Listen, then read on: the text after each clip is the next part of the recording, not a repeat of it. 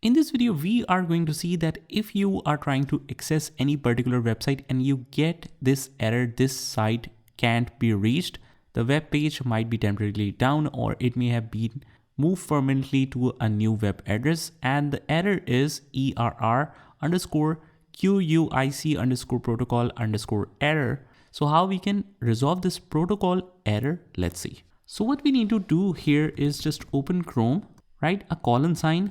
I'll just zoom it a little bit so that you can see everything clearly. Let's do it from start.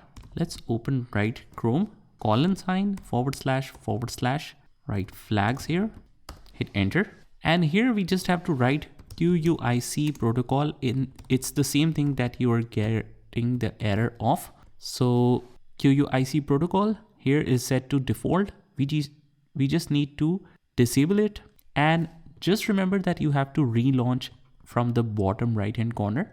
Click on the relaunch, and after that it will open up the Chrome flags again, but just try to access that particular website again and you should have no problem accessing that.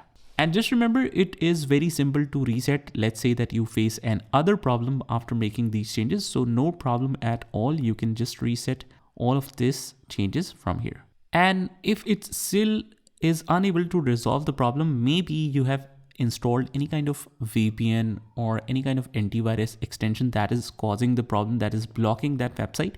So what you have to do is just click on the three dots, click on the extensions area, click on manage extensions, and here you need to disable one by one.